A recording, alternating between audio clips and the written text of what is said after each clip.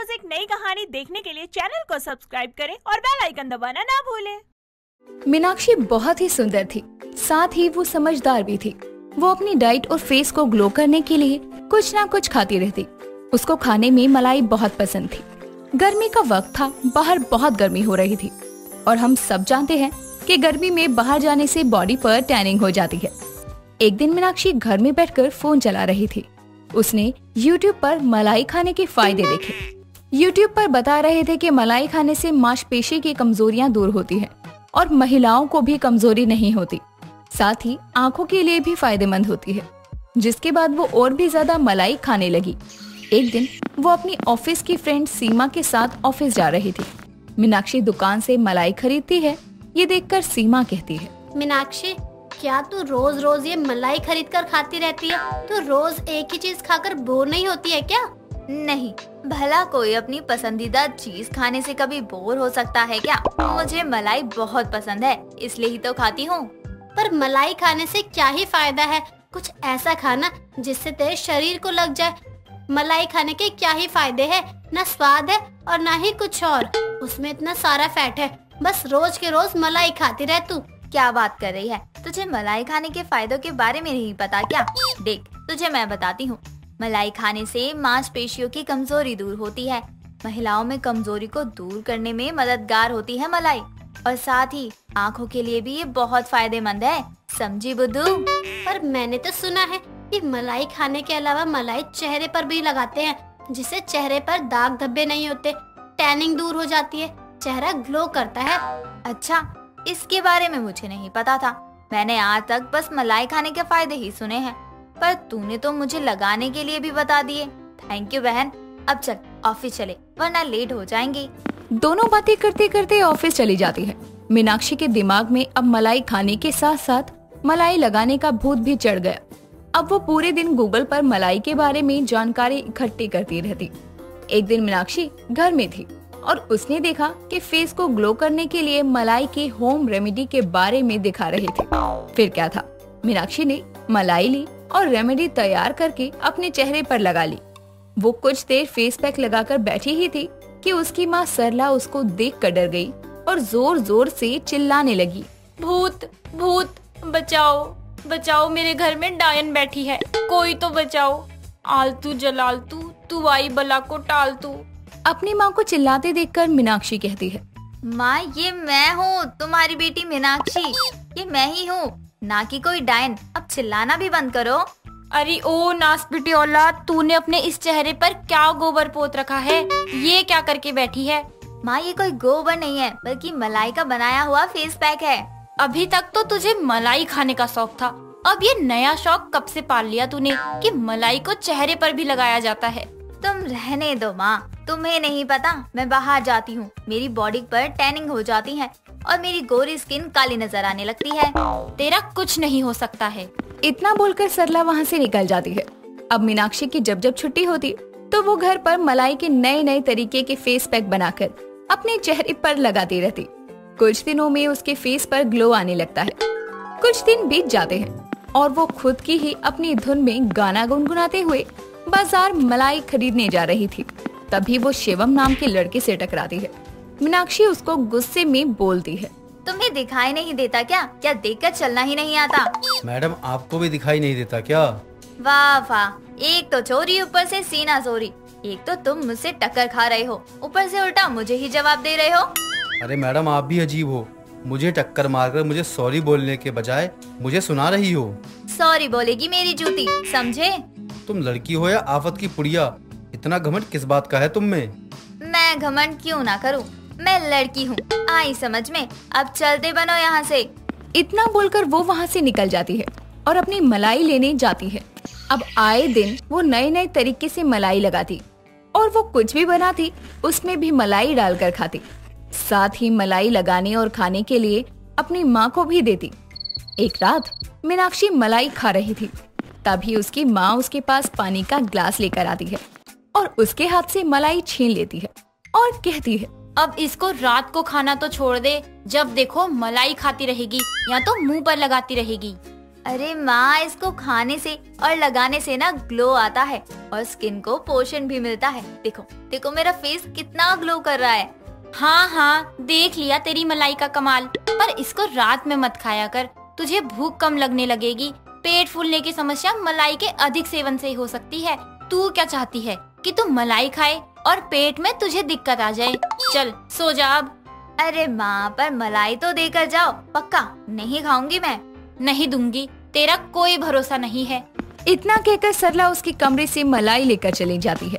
दिन बीतते हैं। ज्यादा मलाई लगाने से और खाने से मीनाक्षी के चेहरे पर दाने होने लगते हैं, खुजली होने लगती है और उसे जलन की समस्या होती है। साथ ही मलाई का सेवन करने से अब उसकी भूख कम होनी शुरू हो जाती है। एक दिन उसकी दोस्त सीमा उसके घर किसी काम से आती है। वो दोनों एक दूसरे के गले मिलती हैं। तभी सीमा उसको बोलती है, ओए, तेरे गाल पे इतने पिंपल कैसे हो रहे हैं? एक्ने क्यों हो रहे हैं तुझे? और इतनी पतली कैसे होती जा रही है तू? कमजोर सी भी लग रही है तू। अरे नहीं तो, वो अभी थोड़ी ज्यादा गर्मी हो रही है ना, इसलिए ऐसा हो रहा है। और पता नहीं यार मैं कैसे इतनी पतली हो रही हूँ, क्योंकि भूख कम लगती है ना अब मुझे। तू ना अनाड़ी की अनाड़ी ही रहेगी। तू इतनी बड़ी हो गई है, पर तुझे ये नहीं पता कि कोई चीज कितनी मात्रा में यूज करनी चाहिए। सीमा मीनाक्षी को शीशे के पास ले जाते हुए कहती है, देख जरा अपने आप को शीशे में, देख कैसी हो गई है तू। ज्यादा मलाई लगाने से स्किन के पोर्स ब्लॉक होने लगते हैं, जिससे स्किन पर पिंपल होते हैं, खुजली होने लगती है और मलाई ज्यादा खाने से भूख कम लगती है। इसलिए तू इतनी कमजोर होती जा रही है, समझी? अब तू भी मेरी मम्मी बन जा। वो भी पूरे दिन मुझे मलाई खाने और लगाने के लिए मना ही करती रहती है। तू ही देखना कितनी गर्मी है, गर्मियों पर स्किन पर टैनिंग हो जाती है। अगर नहीं लगाऊंगी तो पूरा फेस काला दिखेगा मेरा। देख, गर्मी है तो इतना तो साफ है कि अगर तू बाहर जाएगी तो तेरे फेस और बॉडी पर टैनिंग होगी। पर इसका मतलब ये नहीं कि तू बस पूरे चेहरे पर मलाई ही लगाती रहे। किसी भी चीज को उपयोग करने की कोई लिमिट होती है। अगर तू लिमिट पर यूज नहीं करेगी तो तेरे फेस की बैंड बच जाएगी, समझी पागल औरत? दोनों की बातें चल ही रही थी कि तभी सरला उन दोनों के लिए रूह अफ़ज़ा बना कर लाती है और उन दोनों को रूह अफ़ज़ा देकर कहती है, हाँ बेटा, तू बिल्कुल सही कह रही है। मैं भी तो इसको यही समझाती हूँ। मलाई खाने लगाने से जितना फायदा उतना ही नुकसान होता है। पर ये है कि मेरी सुनती ही कहाँ है। बस हर थोड़ी देर में या तो मलाई खाएगी या तो मुंह पर लगा कर बैठ जाएगी। पता नहीं कहाँ से मलाई की ये सब सीखते रहती है और चेहरे पर लगाती रहती है। मलाई खा खा कर अपना पूरा फेस खराब करके बैठ गई है महारानी। हाँ माँ, आप सही कह रही हैं। ज्यादा मलाई लगाने से मैंने अपना पूरा चेहरा ही बिगाड़ लिया है। अब से मैं महीने में बस एक बार ही मलाई का यूज करूँगी। हाँ, अपने इस बड़े दिमाग का थोड़ा इस्तेमाल कर लिया कर। चलो अब तुम दोनों बात करो, मैं जाकर तुम दोनों के लिए कुछ खाने के लिए लेकर आती हूँ। अब सरला उन दोनों को ये बोलकर वहाँ से उन दोनों के लिए कुछ खाने को लेने चली जाती है। सीमा और मीनाक्षी दोनों बैठकर बातें करने लगती हैं। अब मीनाक्षी को भी ये समझ आ गया था कि किसी भी चीज की हद से ज्यादा इस्तेमाल करना उस चीज का नुकसान देता है। अब वो बस महीने में एक बार ही मलाई लगाती और कभी कभी ही शौकिया तौर पर मलाई का सेवन करती। आरती अपनी सहेली सरला के साथ शिव मंदिर जाती है और वहाँ जब सरला भगवान शिव के दर्शन के लिए लाइन लगाकर खड़ी होती है और सोमवार का दिन होने की वजह से मंदिर में बहुत भीड़ होती है। भीड़ से तंग आकर आरती सरला का हाथ थामकर उसे गणेश भगवान की मूर्ति के पास ले जाती है और सरला कहती है, अरे ये क्या है? मैंने सोमवार के व्रत किए हैं, मुझे शिव जी की पूजा करनी है और तू मुझे गणेश जी के पास ले आई। अरे तो क्या हुआ, ये उनके ही तो बेटे हैं। वैसे भी सब कहते हैं कि भगवान एक है, तो इनकी पूजा कर ले। इस तरह तो ये भी कहते हैं कि हर इंसान में भगवान बसता है। तो क्या मैं तेरे पैरों पर नारियल फोड़ दूं? तुझे गणेश जी की पूजा करनी है कर ले, लेकिन मैं शिव जी की मूर्ति के पास जा रही हूँ। इतना कहकर सरला आरती को गणेश की मूर्ति के पास छोड़कर चली जाती है और आरती गाती है, जय गणेश जय गणेश जय गणेश देवा, प्लीज आज मेरा रिजल्ट है, मुझे अच्छे नंबर से पास करवा देना और मेरी पूजा आप अपने पापा तक पहुंचा देना। वो क्या है ना, वहाँ बहुत भीड़ है तो मैं यहाँ आ गई। अच्छा अब मैं चलती हूँ। आरती इतना कहकर सरला को मंदिर में छोड़कर घर आ जाती है और घर आकर उसे पता चलता है कि वो अच्छे नंबर से पास हो गई है। जिसके बाद वो खुशी में झूमती हुई अपनी माँ से कहती है, वाह वाह वाह, मैं पास हो गई। अब मुझे 500 रुपए दे दो, मुझे प्रसाद चढ़ाना है। ठीक है, ये ले 700 रुपए। आते हुए चूहेदानी ले आना 200 रुपए की, बड़े चूहे हो गए हैं घर में। ठीक है माँ, ले आऊंगी। आरती इतना कहकर वहाँ से चली जाती है और गणेश मंदिर में भोग लगाने के बाद वो आते हुए चूहेदानी ले आती है, जिसे उसकी माँ रोटी लगाकर रात को हॉल में रख देती है और सब सोने चले जाते हैं। रात को कुछ अजीब सा शोर सुनकर आरती की नींद खुलती है। वो जागकर हॉल में जाकर देखती है तो चूहेदानी में एक चूहा फंसा हुआ था। उसे देखकर वो खुद से कहती है, अरे नहीं नहीं, गणेश जी ने तो मुझे पास करवाया है। मैं उनकी बहुत बड़ी भक्त हूँ अब से, और ये तो उनकी सवारी है। माँ ने इस चूहे को देखा तो बाहर फेंक देगी, मैं इसे छुपा कर रख लेती हूँ। इतना कहकर आरती उस चूहे को अपने पास अपने कमरे में छुपा लेती है और उसके लिए पानी और रोटी वहाँ रख देती है। अगली सुबह चूहेदानी से रोटी और चूहा दोनों गायब देखकर अनामिका आरती से कहती है, कहाँ से ली ऐसी बकवास चूहेदानी? रोटी गायब है, चूहा भी गायब है। एक काम कर, आज आते हुए रैट किल लेकर आना। ये सुनकर आरती डर जाती है और कुछ नहीं कहती। जिसके बाद दिन बीतते हैं और वो अपनी माँ की बात को टाल देती है। और एक दिन जब सब लोग नाश्ता कर रहे थे तो आरती अपनी माँ अनामिका से कहती है, माँ मेरा कॉलेज हो गया, अब मैं सोच रही हूँ मुझे भी व्रत पर ध्यान देना चाहिए। अच्छा, तो तुझे भी अपनी सहेली की तरह शिव जी के सोमवार के व्रत रखने हैं। चल रख ले, अच्छा है। अरे माँ मेरी बात तो सुनो, मुझे गणेश जी के बुधवार के व्रत रखने हैं।